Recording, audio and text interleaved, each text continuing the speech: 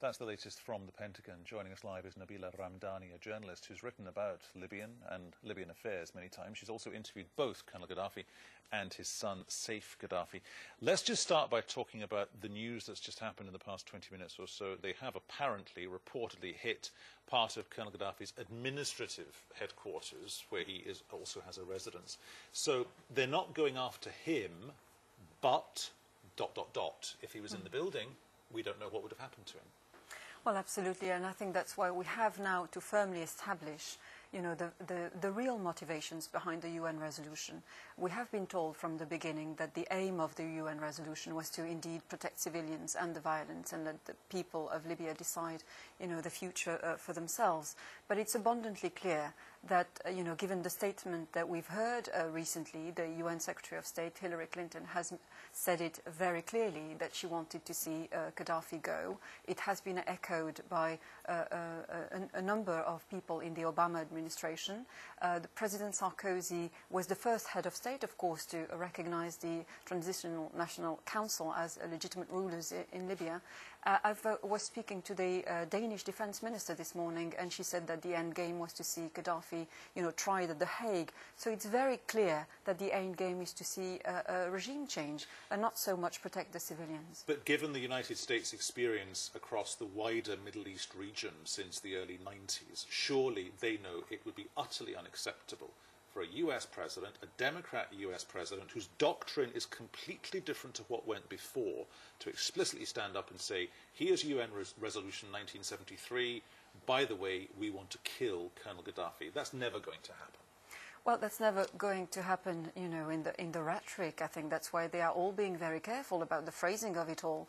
But it's very apparent in the actions more and more, and how and the perspective is how it's perceived as well. And that's why I think we are now seeing more and more Arab sentiment being drawn into it. And Amr Moussa, the Secretary General of the Arab League, is slightly backpedaling at the moment, because we are bound to see images coming out of Tripoli, whether they're confirmed or not, of civilian casualties. Why do you say the perception is so important here? Given that we've got the Arab League on board, they are on message, the Pentagon has said so in the past couple of hours, and on top of that, the PR war is very obvious, but it's also very subtle. It is very obvious on both sides, and we really need to emphasize that. Let's not forget that, you know, when the uprising started, Gaddafi and indeed his son Saif al-Islam, who appeared on a number of times on television, were denying completely what was happening in the country. And, you know, Colonel Gaddafi is now comfortable in his role as the hard-man pariah. And I have to say we have helped him an awful lot, you know, to put him straight back in this position, effectively. But they also keep on, just to interrupt you, they also keep on, the coalition countries also keep on keeping it in the framework of this is Libya, this is a unique situation that requires a unique response on our part. Well, this is a unique situation precisely because we are dealing with a man who has made sure to keep his oil out of Western hands for over 4 decades now.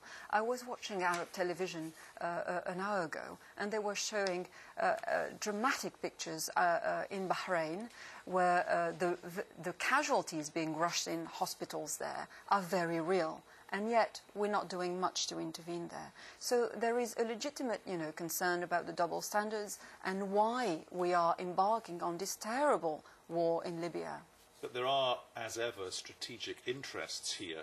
And as far as, we don't want to talk about Bahrain, we're not here to talk about Bahrain, but seeing as how But it's an important element. Absolutely, of course it is. But the reason we're not getting involved in Bahrain might be, could I suggest to you, that there are Saudi forces that got taken in at the middle of last week to quell what was going on the streets of Bahrain. But why are we not, you know, telling the Saudis that it's not a good thing to indeed repress people in the manner they're doing? You tell me. Because I think it's the Saudi Arabia is a very important and crucial ally to the US in the region, and they are, the Americans are indeed keeping a very close tabs on what's going on, because Iran is involved in all this. You've interviewed the Gaddafis extensively. What do you think their mindset will be? You know, Colonel Gaddafi is a survivor. Let's not forget that the Americans tried to, were specifically after him in 1986 when they bombed his residence and he lost his adopted daughter, Hannah. And so they are very, it's a very vivid memory in the collective memory in Libya. And that's why we keep seeing on state television, the building, which is still in the state, after the bombing. And the rhetoric of Gaddafi is also very much, a reminder of those days. So they are fighters. Gaddafi and his family are fighters. And they are appalled by the rank hypocrisy of the West, and that is making them even more determined to resist. When you say they are fighters, you're talking about Mr. Gaddafi himself or the entire family? The entire family. Okay. When you describe them as being fighters, people who would not agree with you would say, well, hang on, they are terrorists themselves. That's what they would say about what you've just said, in as much as you talk about 1986.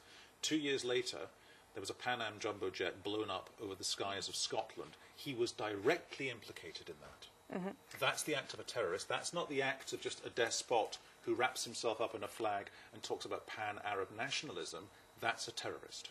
Very much so. It's very important to highlight the appalling legacy of Gaddafi in supporting international terrorism. It's not a myth that he supported the IRA or indeed fellow Arab countries in carrying out terrorist actions. The Yvonne Fletcher PC was indeed murdered by the Libyans, and nobody has been held accountable or brought to justice for that assassination to these days. So that's important. However, I would slightly disagree on the Lockerbie case, because the families of the British victims, for example, would disagree with you as well, saying that, hang on a minute, we do not believe for a second that al-Megrahi is responsible for that. And that's why they are determined to seek justice and truth. That's a perfectly fair point to end our discussion on. Nabila Ramdani, thank you very much. Thank you.